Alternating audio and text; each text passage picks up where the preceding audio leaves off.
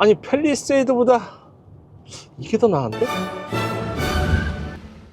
안녕하세요, 연목구름입니다. 오늘 만날 차량은 패밀리 SUV 전기차를 대표하는 바로 아이오닉 9입니다. 최근 팰리세이드 시승 영상을 알려드렸어요. 많은 분들이 이번에 아이오닉 9이 가격이 6천만 원대에 나오면서 난리가 났습니다. 팰리세이드 하이브리드 차량이 7천을 넘었잖아요. 그래서 팰리세이드를 구입해야 될지, 아니야 난 좀 더 미래지향적인 아이오닉 9을 구입해야 될지, 이번 영상을 통해서 어떤 점이 차이가 있는지 낱낱이 알려드릴게요.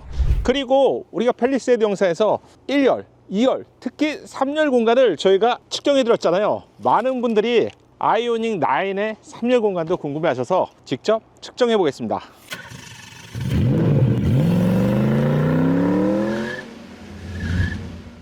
드디어 차량을 탔습니다. 사실 저희가 귀착지까지 왔고요, 다시 돌아갈 때 카메라를 켰습니다. 자, 오면서 어떤 느낌을 느꼈는지 여러분께 알려드릴게요. 여러분들이 정말 궁금해하실 기아의 EV9과도 승차감에 어떤 차이가 있을까? EV9이 좀 더 날카로운 느낌이에요. 그래서 이게 두 차량이 생김새도 EV9은 좀 남성적인 느낌, 그리고 아이오닉 9은 부들부들한 우아한 느낌이잖아요. 여기에 따른 승차감 차이도 EV9은 좀 더 날카로운 느낌이 있고요, 이걸 많이 다듬어낸 차량이 지금 타고 있는 아이오닉 9이라고 할 수 있겠네요. 그럼 팰리세이드와는 어떤 차이겠느냐, 이게 궁금하실 것 같은데, 아이오닉 9이나 팰리세이드에는 전자제어 서스펜션 외에 또 한 가지 차이가 있어요. 바로 팰리세이드에는 노이즈 캔슬레이션 기능이 없었죠. 그래서 이게 좀 아쉽다고 알려드렸는데, 아이오닉 9에는 노이즈 캔슬레이션 시스템이 적용되어 있습니다. 그래서 먼저 차량을 운전하는 내내 좀 더 조용한 차량이 뭐냐, 당연히 뭐 전기차는 내연기관 엔진이었기 때문에 더 조용한데요, 이 외에도 노이즈 캔슬레이션 기능이 들어가면서 정말 조용합니다. 우리가 보통 뭐 조용한 차를 대표했을 때 제네시스 얘기를 많이 하는데요, 제네시스 차량보다도 좀 더 조용하고요. 그리고 지금처럼 중저속 구간뿐만 아니라 고속 구간에서도 100km가 넘어갔는데, 100km가 넘어가는 경우에서도 요 A필러 보강이 많이 된 것 같아요. 확실히 좀 더 조용합니다. 그렇다면 우리가 패밀리에서 꼭 따져야 되는 건 승차감이잖아요. 승차감은 어떤 차이가 있을까요? 팰리세이드는 전자제어 서스펜션을 캘리그라피 트림에서 가지고 있었기 때문에 다양한 도로 조건에서 좀 더 유리한 건 맞는데요, 아이오닉 9의 승차감도 여기에 빠지지가 않습니다. 훨씬 더 무거운 차인데 기본 유압식 서스펜션에 프림 쪽에는 셀프 레벨라이저가 적용되어 있죠. 그런데 아마 이 둘의 차이점을 모르시는 분들이 시승을 하신다면 아이오닉 9 쪽이 좀 더 괜찮다 이렇게 말씀하시는 분들이 더 많을 것 같아요. 자, 지금 과속 방식도 한번 넘어올게요. 50km 속도로 그대로 넘어가겠습니다. 탕탕탕, 굉장히 뒤가 인상적으로 깔끔하게 떨어져요. 연속 방지턱이에요. 하나, 40km의 속도로 넘었고요, 한 30km 속도에서는 거의 뭐 차이가 없을 정도입니다.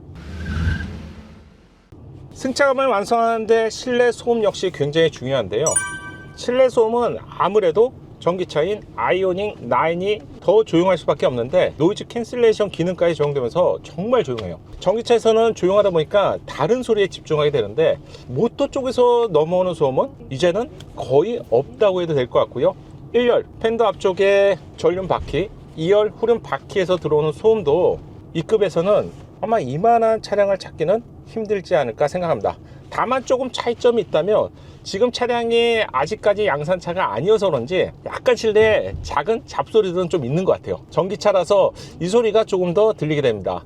자, 그리고 제가 아이오닉 9을 타면서 오랜만에 이 생각을 했어요. 예전에 아이오닉 5가 처음 출시가 되고, 그리고 그 다음엔가 아이오닉 6가 출시가 되었죠. 이때는 전기차가 모든 홍보 문구들이 이런 거였어요. 우리 전기차의 제로백은 몇이다, 우리 전기차의 최고 속도는 몇이다, 우리 전비는 몇 킬로 갑니다, 이런 것들만 했는데요, 그 다음에 생긴 아이오닉 6였죠. 이 아이오닉 6에서는 이 전기차만의 울컥거림을 줄이는 기능들이 들어갔었잖아요. 그래서 그걸 조절할 수 있게 선택이 되었는데, 지금 아이오닉 9은 제가 좀 전에 승차감 말씀드렸던 이유가, 이제는 패밀리카로도 손색이 없는 승차감을 제공합니다. 그 말은 뭐냐, 지난번 팰리세이드를 타면서 하나 아쉽다고 말씀드렸던 게, 6기통 엔진이 아닌 2.5 가솔린 터보 엔진은 힘에 있어서는 충분합니다만, 가속하고자 할 때 터보 엔진이 4기통 엔진만의 특유의 조금 신경질적인 반응이 있었죠. 그래서 6기통 엔진이 좀 아쉽습니다, 그립습니다, 이 얘기를 드렸어요. 그런데 아이오닉 9의 경우 전기차잖아요. 변속기가 없으면서 초기부터 충분한 힘을 발휘합니다. 자, 지금 제가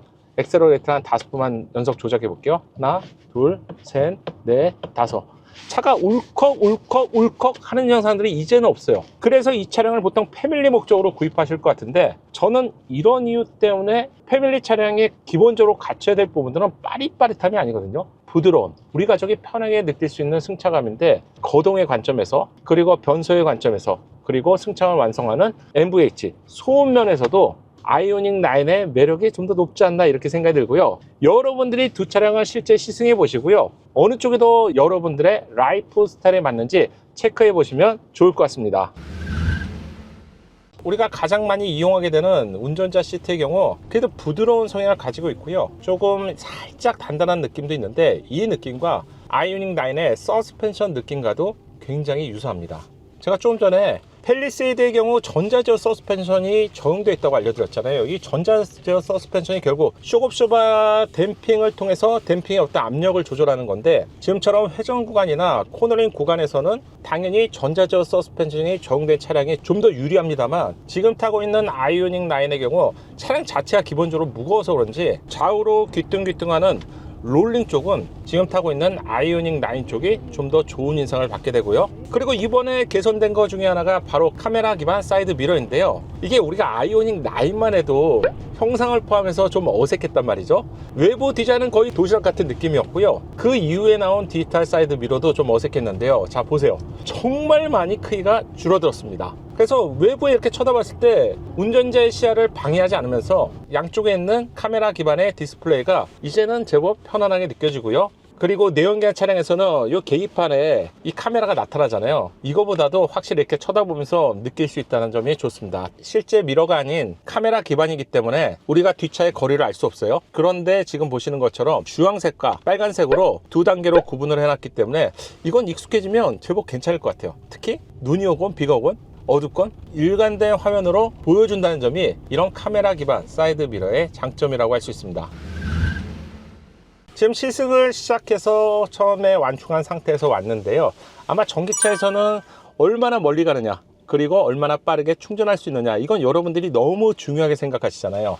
오늘은 장거리 시승이 아니기 때문에 다 알 수는 없지만, 우리가 스펙표를 보게 되면 이번에 2륜 그리고 4륜 모두 500km를 넘어갑니다. 그리고 여러분들이 중요하게 생각하는 충전 속도는 보통 10%에서 80%까지 완충하는 시간을 나타내는데, 전기차를 자주 타시는 분들이라면 거의 한 40% 구간에서 80% 구간까지의 충전이 정말 중요하잖아요. 이 시간은 여러분들이 휴게실을 이용할 때 충분히 충전할 수 있을 정도로 10여 분이면 가능하고요. 급속 충전하느냐 완속 충전하느냐 여기에 따라서 차이가 있겠지만, 아이오닉 9이 기본적으로 500km 이상을 주행할 수 있기 때문에 주행거리에 대한 염려는 크게 안 하셔도 될 것 같아요. 그리고 드라이브 모드를 알려드리면, 일반적으로 에코, 노멀, 스포트, 그리고 마이 드라이브 이렇게 4개가 있는데, 지금 타고 있는 차량은 4륜 차량이에요. 그래서 지금 보시는 것처럼 스포츠 모드에서는 4개의 바퀴가 거의 동일한 비율로 구동력을 전달하는데, 2륜 모드에서는 뒷바퀴가 활성화되고요, 그리고 앞바퀴는 간간히 도와줍니다. 이 말은 뭐냐, 후륜 구동처럼 뒤에서 쭉쭉 밀어준다는 그런 점에서 좀 더 재밌게 운전을 할 수 있고요, 좀 더 부드럽게 운전을 할 수 있습니다. 그래서 개인적으로는 팰리세이드가 하이브리드 차량에서 풀옵션을 선택했을 때 7천만 원 넘죠. 그리고 아이오닉 9의 경우는 기본 트림에서 여러분들이 옵션을 추가하게 되면 아마 500만 원에서 1000만 원 정도를 더 보태야지만 아이오닉 9을 구입할 수 있다고 할 수 있는데, 아마 고민이 되실 것 같아요. 또한 팰리세이드는 하이브리드가 70% 이상을 선택했기 때문에 정말로 빨리 사전 계약을 하신 분들이 아니라면 6개월부터 최장 1년까지도 기다릴 수 있는 상황인데요, 이런 상황들을 고려해 봤을 때 어쩌면 아이오닉 9이 좀 더 좋은 선택이 아닐까 이렇게 생각해 봅니다. 그리고 이번에 아이오닉 9에서 제가 개인적으로 좀 기대했던 기능이 있어요. 바로 우리 아이오닉 5N에서 가상 변속이라는 기능이 있었잖아요. 드라이브 모드에 들어가서 VGS 기능을 켜게 되면 이 차량은 내연기관 차량처럼 달라집니다. 얼마나 달라질까요? VGS를 켜고 스티어링 아래에는 쉬프터가 있죠. 이 쉬프터를 통해서 7단 변속기처럼 조작할 수 있습니다. 누르면 지금 계기판 가운데 5단이라는 숫자가 나왔고요, 제가 4단, 3단, 2단 푸얼 컷이 작동하는 것처럼 음색들을 만들어내는데요. 지금 이 음색이 VGS예요. 아이오닉 5N에서 보여준 그거와는 좀 차이가 분명히 있고요. 그래도 전기차만의 그 부드러움 그리고 심심함을 줄여주는데 VGS 기능은 한 번씩 이용하신다면 즐거움을 배가시킬 것 같습니다. 자, 이 VGS 기능을 이용해 보니까요, 정말로 아이오닉 5에는 수동 변속기를 타는 그런 느낌이었습니다. 그래서 야, 정말 이 기능이 아이오닉 9에 있는 거야? 그렇게 기대하고 타서 그런지 그렇게까지는 아니고요. 그냥 변속을 할 수 있고 약간의 좀 느낌을 준다, 요 정도 느낌이라서 이건 어떻게 보면 현대차가 야, 이건 패밀리카야, 그런 걸 느끼고 싶다면 아이오닉 5N을 구입해, 이렇게 말하는 것 같습니다. 참고로 이 VGS는 에코 모드에선 제공되지 않고요, 노멀과 스포트 모드에서만 활성화가 됩니다. 개인적으로 놀란 부분이 하나 있어요. 이건 아마 제 생각에는 현대차에서 모든 차량을 다 포함해도 지금 타고 있는 차량의 오디오 시스템이 가장 좋은 것 같아요. 기본적으로 베이스가 빵빵한 보스 오디오 시스템인데, 현대차도 이 보스 오디오를 사용한 지가 이제 제법 되었죠. 완성도가 이제는 제법 많이 높아져서 보통 보스라고 하면 중저역대가 빵빵한 그런 차량이잖아요. 아이오닉 9의 음색은요, 풍성한 중저역이 이 넓은 실내 공간을 가득 채워주는 건 물론이고요, 그리고 기본 세팅인데도 불구하고 중고역이 은은하게 맑은 음색을 가지고 있습니다. 이 정도라면 제가 사실 현대차랑 제네시스를 타면서 제네시스의 비에너 오디오가 정말 부러웠거든요. 아마 이 정도 급이라면 여러분들이 정말로 오디오 마니아다 이런 분들이 아니시라면 대부분 만족하실 것 같습니다. 저 같은 경우는 아이들을 키우기 때문에 1열 공간뿐만 아니라 2열하고 3열에도 아주 편안한 음악을 가족들한테 들려주고 싶거든요. 그렇게 생각하시는 분들이 뭐 아빠의 마음 다 비슷하잖아요. 그런 분들에게 굳이 돈을 들여서 오디오 시스템을 추가할 필요는 이제는 더 이상 없을 것 같네요. 자, 그리고 운전석에서 봤을 때 팰리세이드와 또 다른 부분이 있어요. 팰리세이드는 위를 하우징을 전체로 감싸놨었잖아요. 그러다 보니까 차가 좀 더 고급스러운 면이 있었고, 또 한편으로는 좀 올드한 느낌도 동시에 있었는데, 지금 타고 있는 아이오닉 9의 시야는 굉장히 편합니다. 대시보드 끝이 보이고요. 이렇게 지금 보시면 이 정도가 돼 있기 때문에 그냥 여러분들이 보통 타셨던 뭐 산타페 차량보다도 편한 느낌이 있고요. 딱 대시보드 앞에 HUD가 제공되기 때문에 가끔씩 한 번씩 정보창만 보시면 될 것 같습니다. 운전자 공간은 어떤 느낌인지 여러분 아시겠죠? 그럼 2열, 3열 공간적인 면은 어떨까요? 자, 바로 보시죠. 자, 그럼 궁금했던 3열 공간 체크해 볼게요. 접는 버튼은 이쪽과 위쪽에 있고요. 와, 똑똑했어. 예전에 이게 다 썼어요. 다 썼는데 야, 이렇게 또 개선이 되었네요. 그리고 첫 번째 차이점이 있습니다. 바로 들어가는 입구에서 차이가 있었는데, 우리가 지난번 팰리세이드에 요 들어가는 입구 쪽은 30cm가 나왔어요. 근데 지금은 그 정도는 안 나오고요. 대략 들어가는 범위는 25 정도 잡으면 될 것 같아요. 5cm면 요 정도이기 때문에 들어가는 입구는 확실히 팰리세이드가 좀 더 편하다. 직접 들어가 볼게요. 잡고, 자, 3열 공간부터 측정해 볼게요. 자, PD님, 이거 우리 지난번 팰리세이드 봤잖아요. 얘는 어떤 것 같아요? 개인적으로 그때보다 좀 작아 보이는 것 같은데. 확실히 작아 보여. 지난번 우리가 좌판의 길이와 시트의 폭을 쟀었는데 시트의 폭이 41이었습니다. 자, 정확히 재보면 거의 똑같네요. 시트 요 부분이 있기 때문에 조금 들어가느냐 마느냐인데, 보시면 41, 42이기 때문에 시트의 길이, 즉 좌판의 길이는 거의 동일하다. 두 번째, 시트의 폭이었는데 지난번 팰리세이드의 3열의 시트 폭은 114, 115였어요. 그런데 딱 봤을 때 좀 더 작아 보이죠? 이쪽이 튀어나와서 그런가? 짜자자잔. 야, 3열 시트 좌우의 폭은 103, 4가 나옵니다. 그러면 최소한 팰리세이드보다 10cm가 작아요. 10cm면 요 정도예요. 만약 그렇진 않겠지만 여러분들이 3열에 3명이 앉는다, 이건 무조건 팰리세이드를 선택하셔야 되고요. 2명이 앉는다, 그럼 이것도 충분하죠. 한번 앉아볼게요. 앉은 모습은 이렇습니다. 시트의 좌판의 길이는 동일했고요. 그리고 높이, 폭에 있어서 확실히 좁은 것 같고요. 그리고 우리가 정말 중요한 게, 장시간 이동하기 위해서 시트의 쿠션도 중요한데요. 지난번 팰리세이드는 90 정도가 나왔어요. 얘는 훨씬 커 보이는데? 이야, 차이가 있네. 얘는 13, 14 정도가 나옵니다. 이야, 이 정도면 진짜 차이가 큰 건데? 팰리세이드 3열보다 시트의 좌우폭은 팰리세이드가 컸지만 실제로 좌판의 길이 그리고 쿠션감은 얘가 더 나아요. 이렇게 된다면 이런 고민이 되실 것 같아요. 그냥 만약에 3열에 2명이 탄다, 어쩌면 아이오닉 9이 좀 더 좋은 선택이 될 수가 있고요. 아니야, 3열에 우리는 3명이 꼭 타야 돼, 이런 경우면 팰리세이드가 좀 더 좋은 선택이 될 것 같습니다. 그리고 시트를 피고요. 마지막으로 한 가지 더 체크해야 될 게 바로 여기에요. 신발이 어디까지 들어가느냐. 제 기준은 한 요 정도까지 들어가기 때문에 이 정도면 그냥 양호한 정도다, 이렇게 생각하시면 될 것 같습니다. 궁금했던 트렁크 공간 체크해 보겠습니다. 자, 먼저 뒤에서 보니까 확실히 좁네요. 우리 지난번 팰리세이드에 여기 꽉 채웠잖아요. 네. 뒤에 시트 두 개의 폭 자체가 10cm 정도 더 작은 거고요.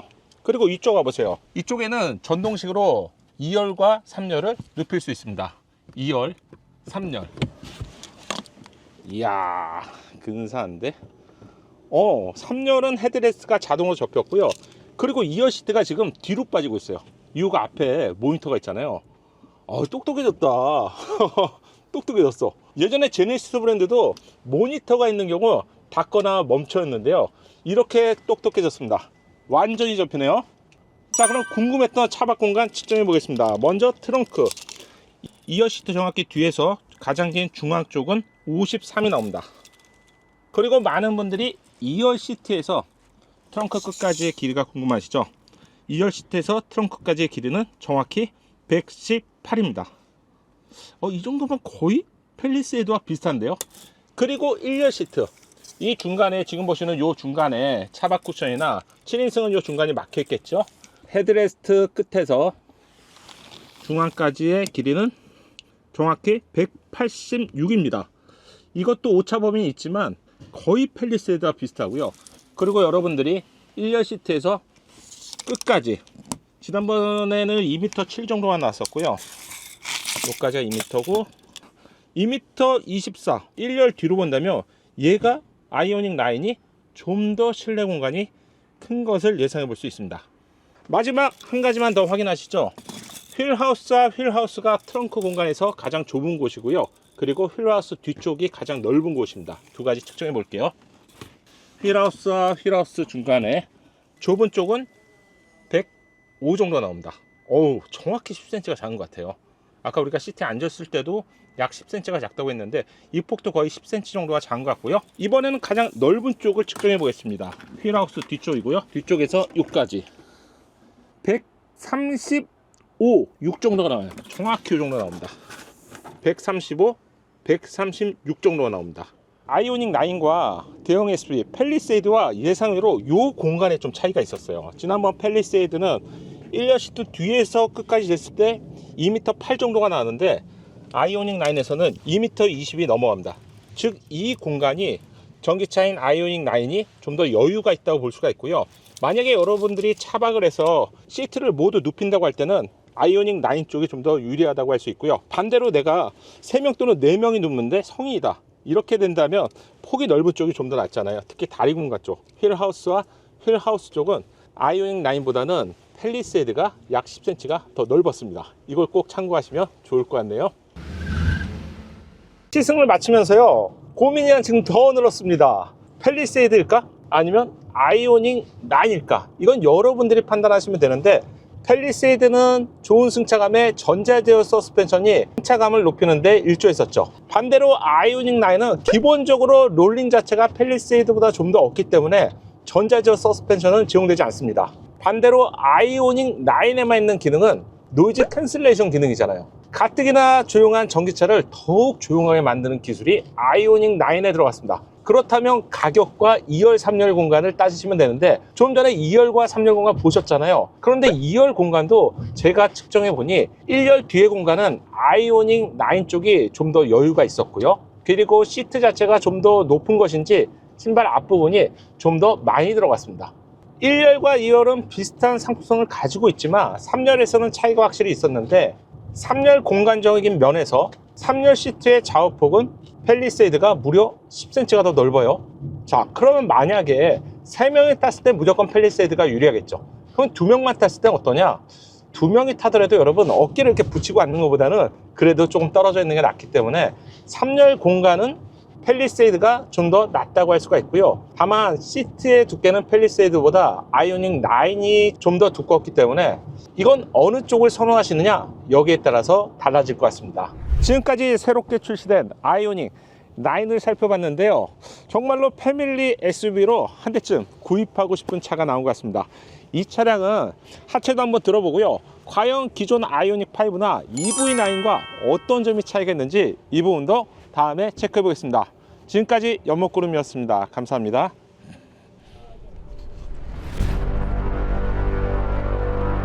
잠시만요.